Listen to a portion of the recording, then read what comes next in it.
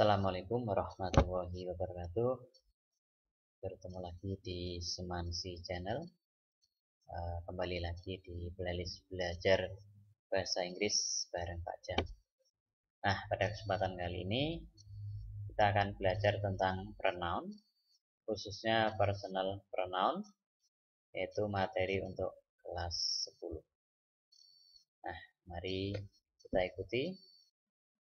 Semoga ini bermanfaat bagi Anda. Jangan lupa bagi yang belum subscribe channel ini, silahkan subscribe terlebih dahulu. Yuk langsung kita mulai saja. Apa yang dimaksud dengan pronoun? Ya, dalam bahasa Indonesia pronoun ini bisa dikatakan adalah kata ganti. Nah, kata ganti yang dimaksud adalah kata ganti yang digunakan untuk menggantikan noun atau kata benda. Ya, seperti orang, bisa juga hewan, bisa benda, dan hal-hal lain yang bersifat langsung. Ini yang dinamakan pronoun. Jadi secara sederhana pronoun ini adalah kata ganti. Nah, khusus dalam kesempatan kali ini nanti kita hanya fokus di personal pronoun. Ya, jadi ada beberapa macam, tapi kita fokus di personal pronoun. Apa itu personal pronoun? Jadi yang dimaksud personal pronoun atau yang sering dikenal dengan kata ganti orang ini merupakan kata ganti yang menunjuk pada orang, baik sebagai subjek maupun objek suatu kata. Nah, jadi yang dimaksud pronoun ini adalah kata ganti orang. Ya, ini bisa jadi subjek maupun objek dalam sebuah kalimat. Nah, sekarang yang termasuk personal pronoun itu apa saja? Nah, yang pertama adalah subject pronoun. Ya, seperti namanya, subject pronounnya adalah pronoun atau kata ganti yang digunakan untuk menggantikan noun atau kata benda yang kedudukan dalam suatu kalimatnya menjadi subjek. Nah, jadi ketika pronoun di dalam suatu kalimat kok fungsinya sebagai subjek, ini namanya subjektif pronoun. Contohnya ini ada kata I, ya, artinya saya, kemudian you, they, we, he, she, dan it. Contoh dalam kalimat I go to school. Nah, ini ada kata I. Nah, I di sini adalah termasuk subjektif atau subjek pronoun. Ya, dan di sini kedudukannya sebagai subjek atau pelaku pekerjaan. Saya pergi sekolah. Nah, ini yang dimaksud dengan subjek pronoun. Berikutnya, complement atau objective pronoun. Apa itu? Yaitu kata ganti atau pronoun yang digunakan untuk mengganti noun yang kedudukannya dalam kalimat sebagai objek atau sebagai penderita.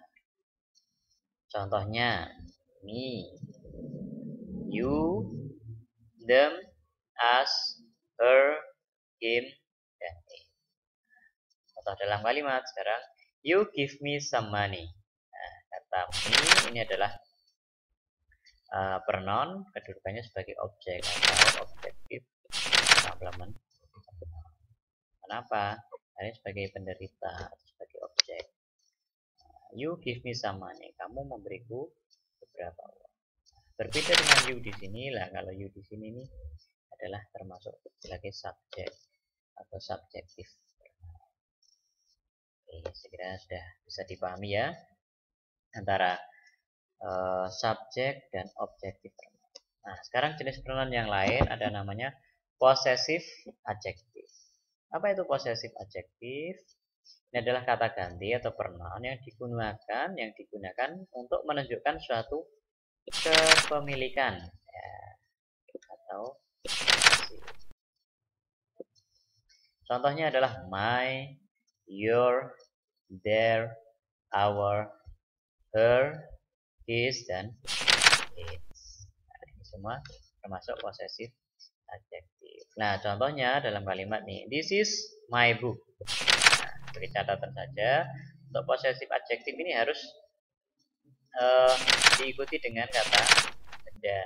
Ya. Contoh, this is my book, this is my pen, this is my school. Nah, gitu. This is my book, ini buku saya. Nah, my ini adalah termasuk dalam possessive pronoun. Kemudian kita lanjutkan yang keempat adalah possessive pronoun. Oh maaf, tadi possessive adjective. Sekarang possessive pronoun. Apa itu possessive pronoun? Ini sama menunjukkan kepemilikan. Namun dalam possessive pronoun tidak perlu diikuti kata benda seperti dalam possessive adjective. Nah, di sini this is my book. Kalau sini cukup this is mine. Nah, mine di sini kembali ke my book. Ini milik saya.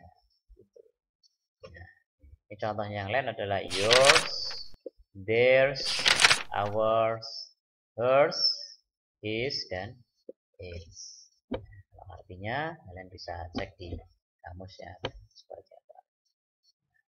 Ini possessive adjective. Kemudian berikutnya, maaf ini bukan nomor 4 ya, tapi nomor 5 adalah reflexive pronoun. Untuk reflexive pronoun adalah kata ganti yang merujuk pada diri sendiri. Ya, ini harusnya nomor 5.